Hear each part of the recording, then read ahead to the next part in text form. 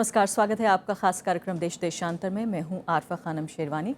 साल 2015 अब लगभग बीत चुका है और नए साल की आमद की आहट हम सुन रहे हैं। देश देशांतर के इस खास एपिसोड में हम चर्चा करेंगे साल 2015 के एक बड़े राजनीतिक बदलाव की जो भारत के पड़ोस में हुआ है। म्यांमार में आंग सान सू की एक नेता के तौर पर वापसी हुई है। सू की को उनके देश ही नहीं बल्कि दुनिया जानती है एक ऐसी महिला के तौर पर जिसने लोकतांत्रिक संघर्ष के लिए जान की बाजी लगा दी। एक मजबूत सैनिक शासन से चट्टान की तरह टकरा गईं। अपनी जिंदगी के बेहतरीन साल उन्होंने जेल में काट दिए एक बेहतर भविष्य के सपने के लिए जो कि उन्होंने अपने देश के लिए देखा। अब वो और उनकी पार्टी चुनकर आ चुके हैं। देश की कमान जनता ने उन्हें सौंप दी है, लेकिन चुनौतियां अब भी कम नहीं हैं। क्या ये चुनाव वाकई ला पाएगा म्यांमार के लिए एक नई सुबह?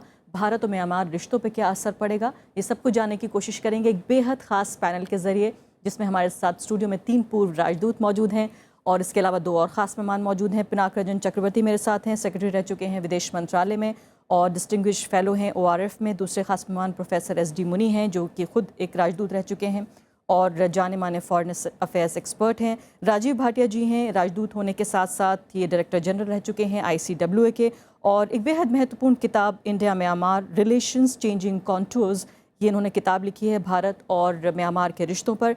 साथ ही मेरे साथ मौजूद होंगे प्रोफेसर श्री राम सुंदर चौलिया जो कि डीन हैं OP जिंदल यूनिवर्सिटी के, और वरिष्ठ पत्रकार विदेश मामलों को बहुत बारीक निगाह से देखने वाले आनंद सहाय जो कि कोऑर्डिनेटिंग एडिटर हैं द एशियन एज अखबार के, वो भी मेरे साथ मौजूद होंगे। दक्षिण एशिया पे खासकर उनकी गहरी नज़र रहती है। सबसे पहले प्रोफेसर मनी, मैं आपके साथ शुरुआत करना चाहती हूँ। ये बताइए कि ये तो सबको मालूम था कि जिस तरह के हालात थे कि सूकी की पार्टी और वो खुद चुनकर आ रहे हैं और जितनी ज़बरदस्त जीत रही है, लैंड स्लाइड रही है, इसमें किसी को शक नहीं है कि पब्लिक सेंटिमेंट क्या रहा है। कितना महत्वपूर्ण आप मानते हैं उनकी सत्ता में वापसी को? ये बिल्कुल परिवर्तन की शुरुआत है। देखिए, उनका जो सत्ता में वापसी अभी होनी है औपचारिक रूप से जनवरी तो से औपचारिक रूप से तो, लेकिन बहुत महत्वपूर्ण है क्योंकि याद कीजिए 1988 के घटना स्थल को, जब वो इसी तरह से जीत के आई थी और जो चाहते थे या जो सोचते थे वो नहीं हुआ। इस बार पूरी ये उम्मीद की जा रही है और उनकी बातचीत भी हो गई है फौजी शासकों से भी, जो कहते हैं कि हम जनतंत्र को पूरा मौका देंगे और जो ट्रांजिशन परिवर्तन होने वाला है उसको बहुत सावधानी से सीधे तरीके से आगे करेंगे। लेकिन एक जुमला उन्होंने जोड़ा हुआ है कि परिवर्तन धीरे धीरे होगा और तब होगा जब जनतांत्रिक शक्तियाँ मैच्योर हो जाएंगी, परिपक्व हो जाएंगी। तो बहुत कुछ मीनिंग इससे निकाला जा सकता है, लेकिन सारी दुनिया की नज़रें, सारे म्यांमार के लोगों की नज़रें इस बात पर है कि किस तरह से परिवर्तन होता है और किस तरह से म्यांमार का स्वरूप बदलता है। बिल्कुल। अमृता चक्रवर्ती, ये बताइए कि फॉरेन मीडिया ने जिस तरह से कवरेज दिया है उसको काफ़ी स्केप्टिसिज्म जो है उनके इस कवरेज में है कि हाँ ठीक है, जो हम सोच रहे थे वो सब तो हो गया, लेकिन फिर भी वो प्रेसिडेंट नहीं बन पाएंगी, तो फिर क्या हुआ? क्या हम भी इसे इस तरह से देखें? नहीं, ऐसे नहीं देखना चाहिए कि संविधान तो है जिसके तहत वो नहीं बन सकते हैं बिकॉज उनके बच्चे जो हैं वो फॉरेन नेशनल्स हैं, पर संविधान शायद बदल जाए। ये तो हम कह नहीं सकते कि संविधान वहीं का वहीं फ्रीज हो जाएगा, पर वो डिपेंड करेगा कितना ट्रस्ट डेवलप होता है नेगोशिएशंस में मिलिट्री लीडर्स के साथ। मिलिट्री के मेरे ख्याल बैक ऑफ द माइंड पे ये कि सवाल होगा कि कि एक सिविलियन जो डिस्पेंसेशन है, डेमोक्रेटिक डिस्पेंसेशन है, वो हमें कैसे ट्रीट करेगी और हमारा क्या रोल रहेगा, क्योंकि उनको फ़िक्र तो है। देखिए, ह्यूमन राइट्स अब्यूजेस हुए हैं, उन्होंने इकोनॉमिक एक्सप्लॉयटेशन किया है, तो कई ऐसे मिलिट्री लीडर्स हैं जो डरे हुए होंगे ज़रूर कि इस तरह के डिस्पेंसेशन में कहीं हमारे खिलाफ कोई केस ना हो जाए, हमको क्रिमिनल काइंड ऑफ प्रोसिक्यूशन ना हो जाए। तो खैर ये सारे मुद्दे हैं, पर अब तो आगे देखना पड़ेगा कि कैसे ये मतलब ट्रस्ट डेवलप करता है, क्या मॉडल वो फाइनली चुनते हैं अपने डेमोक्रेसी का। फेडरल इश्यूज भी हैं वहाँ पे, एथनिक इश्यूज हैं, बहुत सारे इश्यूज हैं। तो ये तो शुरुआत है, जैसे प्रोफेसर मुनी साहब ने कहा, ट्रांसफॉर्मेशन की शुरुआत है। अब ये धीरे धीरे कदम उठाएंगे। मुझे लगता है कि ये स्लो प्रोसेस होगा और पर होगा जी, आगे बढ़ेगा। बिल्कुल। राजीव भाटिया जी, ये बताइए कि ये समझने के लिए कि आज हमने क्या पाया है, बहुत ज़रूरी है कि किस तरह से ये पूरा बदलाव आया, किस तरह से मिलिट्री ने उनको लगभग एक देशद्रोही करार दिया, जेल में डाला, पूरा वो मूवमेंट चला। दर्शकों की जानकारी के लिए भी समझाइए कि कैसे धीरे धीरे इस स्तर तक पहुंची हैं सू की, और ख़ासकर जेल से रिहा होने के 5 साल लगे उन्हें इस चुनाव को जीतने में। कैसे ये सब कुछ हुआ, पूरा प्रोसेस? आप बुरा ना मानिएगा मगर मैं चाहूँगा कि ऑंग सान सू की के बारे में कुछ मौलिक तथ्य आपके सामने रखूं। पहली बात तो यह है कि सत्ता वापसी की कोई बात नहीं है, क्योंकि कभी भी वो सत्ता पहली में बार नहीं सत्ता रही में हैं। आई है, बिल्कुल जी सही हाँ। बात है। दूसरी बात यह है कि वो जेल में कभी नहीं रही हैं, उनको हाउस अरेस्ट में नज़रबंद रखा कह गया सकते था। हैं जी। और तीसरी बात यह है कि मैं जो कुछ आपसे कहूँगा जी वो इस आधार पे कहूँगा कि मैं उनसे स्वयं कई दफ़े मिल चुका हूँ। बिल्कुल, बहुत अच्छी बात है। और इन सब चीज़ों को मद्देनज़र रखते हुए हम ये कह सकते हैं कि ये एक वास्तव में विशेष महिला है, एक महिला लीडर हैं और एक आइकॉन रही हैं, बिल्कुल। और अब एक बहुत स्मार्ट राजनीतिज्ञ भी बन गई हैं। तो इन्होंने करीबन 25 साल तक, जैसा कि आपको मालूम है, सैनिक शासन से संघर्ष किया। 1990 में ही, 1988 में नहीं, 1990 में उनको ऐसी ही शानदार विजय मिली थी, और आज फिर 25 वर्षों के बाद वैसी ही शानदार विजय मिली है। यानी कि संसद में जो कंटेस्टेड सीट थी उसमें उनको 80% सीट्स मिल गई हैं। कुल मिला के तकरीबन 60% मिल गई हैं। इसका कारण क्या था? कारण यही था कि वहाँ की जनता उनके बलिदान से और उनकी जो देश के बारे में कल्पना है, उनके जो विचार हैं, उनसे पूरी तरह से सहमत है। लेकिन नज़रबंद होने के दौरान किस तरह से उन्होंने इस पूरे आंदोलन को चलाया, वो भी जानना बहुत महत्वपूर्ण होगा। देखिए, ऐसा था कि शुरू से ही, यानी कि जो ही 1988 से 1990 का पीरियड समाप्त हुआ, उनको नज़रबंद कर दिया गया। और जो पिछली बार इलेक्शन हुआ उसमें उन्हें हिस्सा लेने का मौका नहीं मिला, मगर वो एक सिंबल बन गई थी। She had become a national symbol. और इसकी वजह से, क्यों, न केवल अपनी वजह से बल्कि विशेष रूप से इस वजह से क्योंकि वो इस देश के राष्ट्रपिता जनरल ऑंग सान की बिटिया है। बिल्कुल। और इसलिए आज भी जब देश उनको देखता है तो उनको हमेशा जनरल ऑंग सान की याद आ जाती है। तो उनके अपने विचार, उनकी अपनी विचारधारा, उनकी अपनी आइडियोलॉजी, उनका अपना बलिदान, इन सबको देखते हुए कोई आश्चर्य की बात नहीं है कि जबकि सब कुछ उनके खिलाफ था, यानी कि मिलिट्री उनके खिलाफ थी, रेडिकल बुद्धिस्ट क्लर्जी उनके खिलाफ था, बहुत सारे यंगॉन के ड्राइंग रूम्स में उनके खिलाफ बातें होती थी, मगर फिर भी उनको इतनी ज़बरदस्त सफलता मिली है। तो आप बिल्कुल सही हैं जी कि ये एक ऐतिहासिक घटना है, और हमें अब सोचना पड़ेगा, देखना पड़ेगा कि किस तरह से इसका अपने क्षेत्र में, उनके देश पर बिल्कुल और भारत के संबंधों पर कार्यक्रम में असर आगे हम होगा। इस पर चर्चा करेंगे कि किस तरह से असर पड़ेगा जी उनके हाँ। देश पर, खासकर, और एक पिछड़ा हुआ देश, 51 मिलियन लोगों का देश, जिसको कि शायद उतना मौका नहीं मिला विकास करने का जितना मिलना चाहिए था। क्या इस फिलहाल लोकतंत्र के बयार जैसे बहती नजर आ रही है, चैलेंजेस के साथ साथ क्या बेहतर हो पाएगा? प्रोफेसर चौलिया, ये बताइए कि आप कितना महत्वपूर्ण मानते हैं सत्ता में आने को, इतनी बड़ी नेता की, जिनको कि कुछ लोग कहते हैं, कुछ लोग इंदिरा गांधी भी कहते हैं, लेकिन कुछ लोग मंडेला भी कहते हैं कि जो आधुनिक दुनिया है हमारी, उसके जो बड़े नेता हैं उनमें शुमार है, जिन्होंने जो 21वीं सदी तक आ पाए हैं। कितना महत्वपूर्ण आप मानते हैं? जी हाँ, प्रेरणा की बहुत बड़ी स्रोत है ऑंग सान सू की। मंडेला की तुलना मेरे ख्याल से बिल्कुल सही है, क्योंकि दोनों ने बहुत त्याग किए हैं अपने देशों को लोकतंत्र में लाने के लिए, गुलामी से छुड़ाने के लिए। तो बड़ा माहौल तो है अभी, क्योंकि आखिरकार उन्होंने कह भी दिया है कि हालांकि उन्हें राष्ट्रपति बनने नहीं दिया जाना दे रहा, फिर भी वो चलाएंगी सरकार खुद। लेकिन सवाल यह है कि कितना पावर शेयरिंग होगा, कितना आर्मी वाले इन्हें चलाने देंगे। और आप जानते भी हैं, आर्मी वालों ने अपने लिए कुछ खास मिनिस्ट्रीज पहले से रिजर्व कर रखा है। तो ये नहीं है कि इस ऑंग सान सू की हर क्षेत्र में अपना दिखा पाएंगी जौहर। लेकिन मुझे ज़रूर उम्मीद यही है कि लोकतांत्रिकरण जो हो रहा है वो आहिस्ते आहिस्ते हो रहा है। और फिलहाल जो बैठा है म्यांमार में, मैं कहता हूँ हाइब्रिड रेजिम है, जो एक मिली जुली किस्म की सरकार है। सिविलियन का पलड़ा अभी भारी नहीं है, लेकिन 5 साल 6 सालों में देखिए, जब ये अगला जो पार्लियामेंट बैठेगा फरवरी से, और ऑंग सान सू की कई क्षेत्रों में अपना दिखाएंगे, खास उनका जो प्रेजेंस होता है, उनका जो विजन है, उससे मेरे ख्याल से बदलाव भी आ सकता है।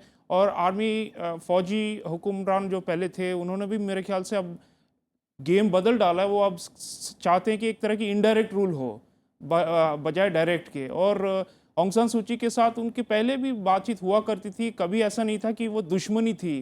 जैसे बुद्धिस्ट फिलॉसफी हो या गांधीयन फिलॉसफी में हम कहते हैं कि एडवर्सरी है लेकिन एनिमी नहीं है।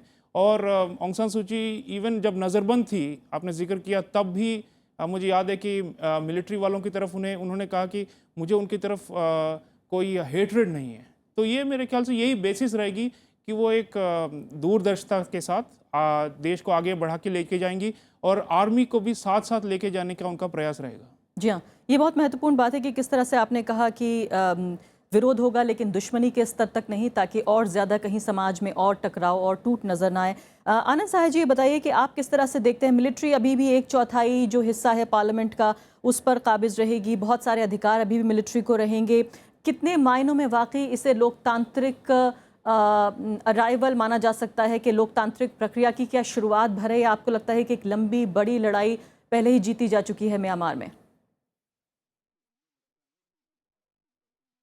हमें लगता है कि चूँकि 80% सीट इनकी पार्टी ने, ऑन्ग सान सूची की पार्टी एनएलडी को हासिल हुए नवंबर के इलेक्शन में, तो एक बड़े इम्पोर्टेंट महत्वपूर्ण देश में एक बहुत बड़ा ये एक लैंडमार्क बन गया है। ये बात दुरुस्त है कि कॉन्स्टिट्यूशन को तभी बदला जा सकता है जब फ़ौज साथ हो। फ़ौज के 25% सीट अभी भी पार्लियामेंट में बरकरार हैं। इसलिए अभी किन्हीं ने कहा कि वो मिक्स्ड सिस्टम सा चल रहा है, ये बात बिल्कुल सही है, इसमें कोई दो राय नहीं। और हमने ये देखा कि सन 2010 के बाद से पिछले 5 वर्षों में लगातार एक नेगोशिएटेड अरेंजमेंट, मैं नेगोशिएटेड रेवोल्यूशन तो नहीं कहूँगा, लेकिन एक नेगोशिएटेड अरेंजमेंट की तरफ ऑन्ग सान सूची ने बढ़ना एक्सेप्ट किया था, माना था, और फ़ौज भी मानी थी। फ़ौज भी जो है, फ़ौज ने भी रियलाइज़ किया कि 50 साल लगातार कट ऑफ रही है पूरी दुनिया से, बड़े बड़े पावरफुल देशों के सैंक्शंस लगे रहे हैं, उनसे छुटकारा पाने के लिए उन्हें पॉलिटिकल रिफॉर्म्स करना ज़रूरी हो गई। और पॉलिटिकल रिफॉर्म्स के तहत पिछले 4-5 साल में आज ऑन्ग सान सूची जो हैं वो आपके सामने पेश है। एक उनकी पार्टी को रोका नहीं गया। अब इसका क्या मतलब है कि क्या सबसे शक्तिशाली फोर्स वो हैं देश की? वो हैं, ये बात बिल्कुल सही है। आज म्यांमार में सबसे शक्तिशाली फोर्स ऑन्ग सान सूची हैं, उनकी पार्टी है, और उनकी पार्टी को इतनी बड़ी जीत मिली है चूँकि वो उसके सरताज बनी हुई हैं। कोई और उनकी जगह पे होता तो शायद इस तरह का रिजल्ट देखने को नहीं मिलता। इस बात को मिलिट्री भी समझती है।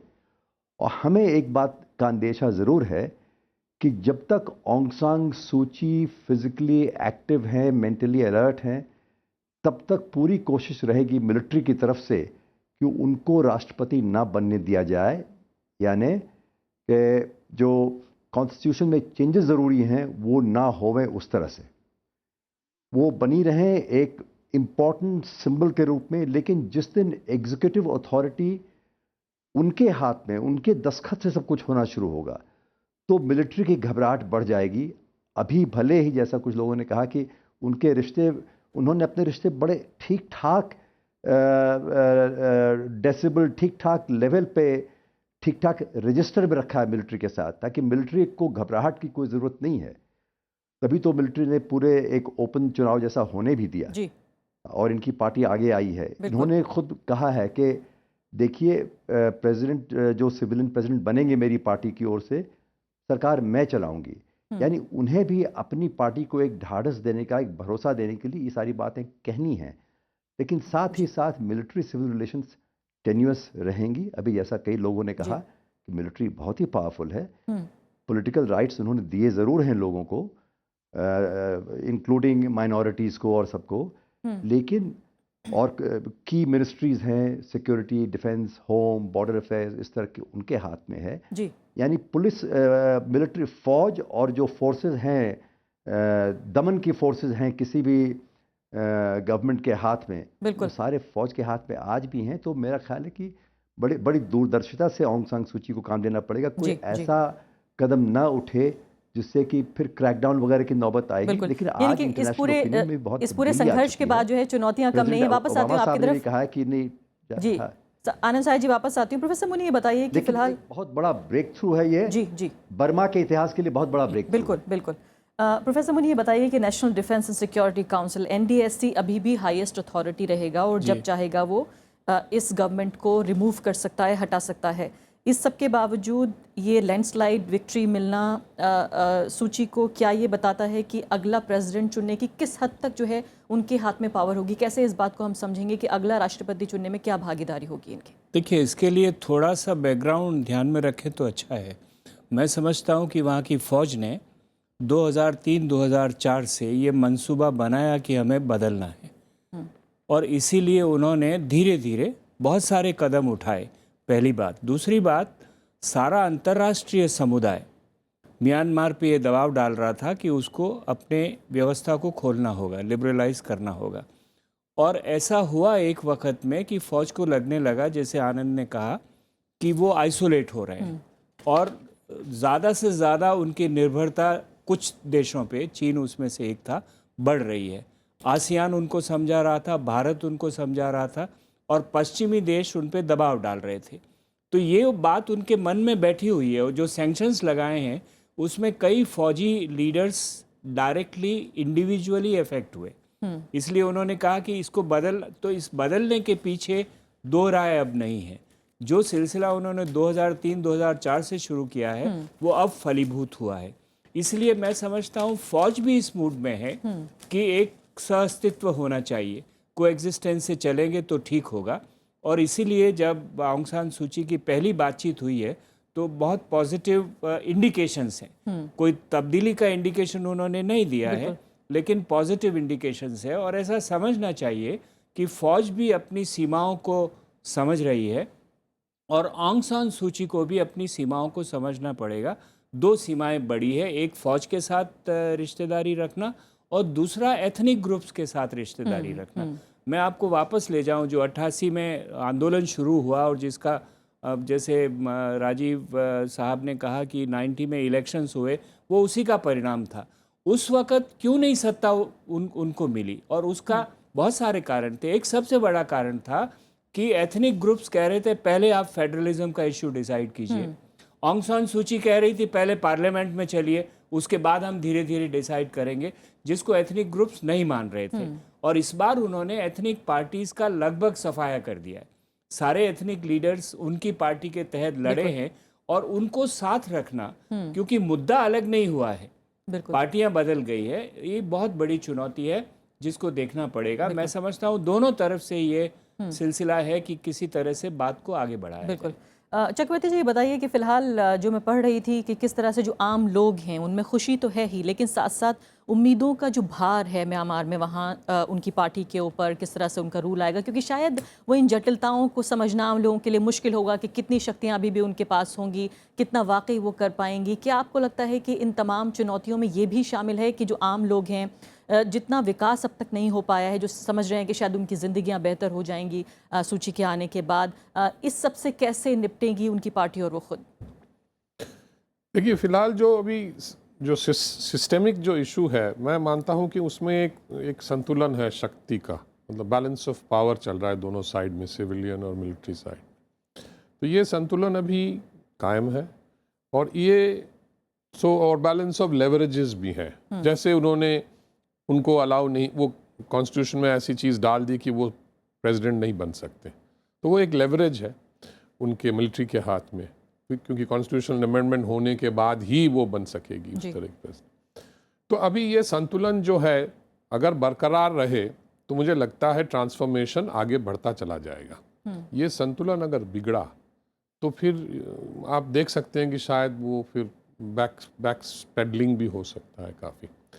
और लोगों की इसमें तो कोई शक नहीं है कि लोगों ने सारा अपना आस्था, वोट वगैरह आंग सान सूची को दिया, इसमें कोई शक नहीं है कि वो चाहते हैं डेमोक्रेटिक बदलाव चाहते हैं, डेमोक्रेसी भी चाहते हैं नेचुरली। और आज के जो दुनिया का माहौल है, ग्लोबलाइज्ड माहौल है, खबरें तो फटाफट पहुंच जाती हैं कि क्या हो रहा है क्या नहीं हो रहा है, उसको आप रोक नहीं सकते।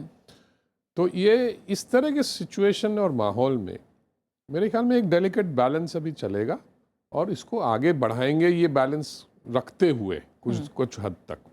अब जैसे आंग सान सूची ने कहा कि मैं गवर्नेंस तो मैं करूंगी, चाहे वो प्रेसिडेंट न भी बने, मतलब गवर्नमेंट मेरी बनेगी पर गवर्नेंस मैं करूंगी। तो वो भी उनका एक लेवरेज है, उनको मालूम है, उनको मैंडेट मिला है कि that she can say this with some kind of authority. तो मिलिट्री भी उसको सुन रही है।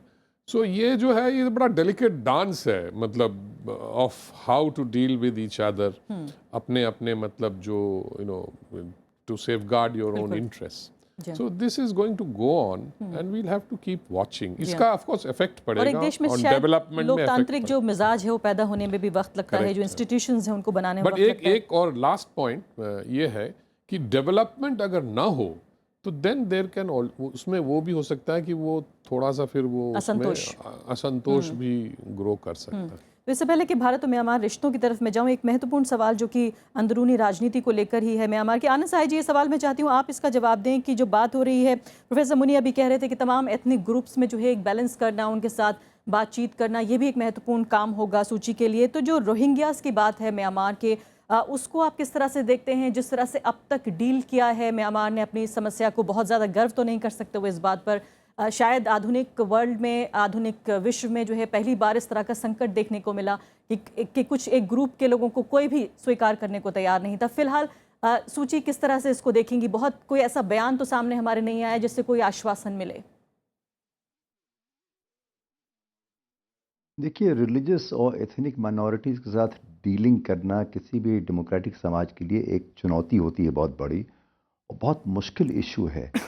कुछ लोगों का ये भी मानना है कि म्यांमार में जो एंटी रोहिंग्या जो बुद्धिस्ट और रोहिंग्या के क्लैशेस वगैरह हुए और रोहिंग्या को वहाँ से भाग निकलना पड़ा और हमारे देश में भी कुछ आए रेफ्यूजी होके, ये एक पेचीदा मामला है। इसको हम जो हैं इसको या दूसरे माइनॉरिटीज़ के कैरन और दूसरे माइनॉरिटीज़ के साथ जो रवैया वहाँ के मेजॉरिटी पॉपुलेशन जो बुद्धिस्ट है उनका, उन दोनों के दरमियान जो इस तरह के रिश्ते आपस के हैं, ये डेलिकेट होते हैं। इनको हम मिलिट्री सिविल रिलेशंस के साथ ना जोड़ के चलें तो हमें समझदारी में ज़्यादा आसानी पड़ेगी। कोई भी सरकार हो, मैं मिलिट्री सरकार की बात नहीं कर रहा हूँ, कोई भी डेमोक्रेटिक हुकूमत जब भी आएगी, और दुनिया में ये हमने हर जगह देखा है, सबको इस इशू के साथ बड़े केयरफुली डील करना होता है कि उसका असर काफ़ी व्यापक होता है। भले चुनाव पर ना हो, माइनॉरिटीज़ कितने हैं और मेजॉरिटी कितनी, वो एक अलग चीज़ है, एकदम उस पर होना ज़रूरी नहीं है। हालांकि हमारे देश में तो उस पर असर काफ़ी पड़ता है, लेकिन दूसरे देशों की भी मैं बात कर रहा हूँ जहाँ मिलिट्री शासन लगा हो, जहाँ डेमोक्रेसी का ट्रेडिशन नहीं हो इस तरह का, ऐसे माहौल में बड़े शार्प क्लीवेज हो और वायलेंस हो चुका हो, तो ऑफ कोर्स जो माइनॉरिटीज़ हैं उनको प्रोटेक्शन कैसे नहीं देंगे आप? वो तो देना ही पड़ेगा। किसी भी जमहूरियत का जो ढांचा है उसके अंदर ये बहुत अहम मुद्दा होता है। लेकिन आज मेरी गुजारिश है कि सिविल मिलिट्री रिलेशंस जो मेन इशू है म्यांमार के सामने जी और हम सब के सामने, वो ये है कि मिलिट्री की पकड़ और कमज़ोर हो और डेमोक्रेसी की पकड़ और मजबूत हो। वो जो लंबी सड़क है उस पे चाल किस गति से जाएगी वो देखने वाली बात है। इस तरह के और भी, जैसे आपने रोहिंग्या की बात की, इस तरह और भी इश्यूज होंगे इस तरह के, जो कि अंदर के जो फॉल्ट लाइन्स हैं किसी भी समाज में होते हैं, उनको उभारा जाता है। निश्चित रूप से समस्याएं अभी कम नहीं है। आनंद जी, सिर्फ लास्ट के आखिरी 2 मिनट बचे हैं और बहुत महत्वपूर्ण सवाल मैं उठाना चाहती हूँ। इसलिए but let us not mix the two issues. बिल्कुल, let us not mix the larger contradiction is civil versus military. जी हाँ, राजीव भाटिया जी, ये बताइए कि भारत और म्यांमार के रिश्ते, ये बहुत महत्वपूर्ण सवाल है, हालांकि चर्चा के आखिर में हम इसको एड्रेस कर रहे हैं कि क्या नई सत्ता, जो बदलाव वहाँ हो रहा है, भारत में भी सरकार नई तो नहीं, अब उतनी नई नहीं है, 1.5 साल से ज़्यादा गुजर चुका है, लेकिन किस तरह से आप इन दोनों को साथ में रख के देखते हैं? किस तरह से रिश्ते बदलेंगे, बेहतर होंगे? दोनों तरफ से बहुत उम्मीदें हैं। म्यांमार में जो नई नेता आई हैं वो भारत की पुरानी मित्र हैं। बिल्कुल। यहाँ के जो बड़े बड़े नेता रहे हैं, ख़ास तौर से महात्मा गांधी, जवाहरलाल नेहरू, दूसरे लोगों के प्रति उनके हृदय में बड़ा सम्मान है। एक समय उनको थोड़ा सा हम लोगों से दुख भी था कि हमने सैनिक शासन के साथ संबंध बनाया। जहाँ तक मैं समझ पाया हूँ उस को वो भूल चुकी हैं और इसलिए एक नया रिश्ता जुड़ने जा रहा है। मगर ये निश्चित है कि इसके लिए भारत को और भारत सरकार को पहल करनी होगी। हमें थोड़ा सा आगे जाकर उनका समर्थन और सहायता करनी होगी। इसीलिए मैं ख़ास तौर से जहाँ भी मौका मिला है कहता हूँ, यहाँ कहना चाहूँगा कि हमारी विदेश मंत्री को जल्दी ही म्यांमार जाना चाहिए देखने के लिए कि कैसे परिवर्तन हो गया है।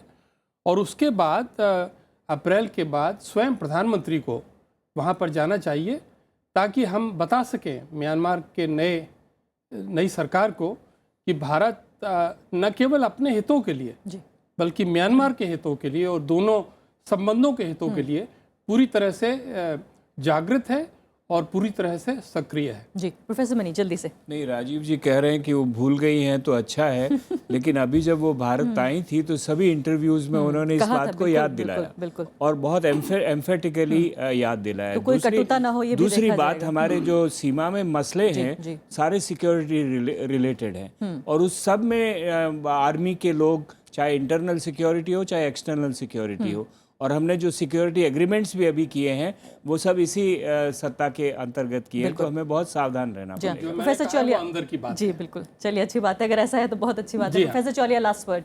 जी ये एक ऐतिहासिक पल है और भारत को लोकतंत्रीकरण में भी मदद करनी होगी।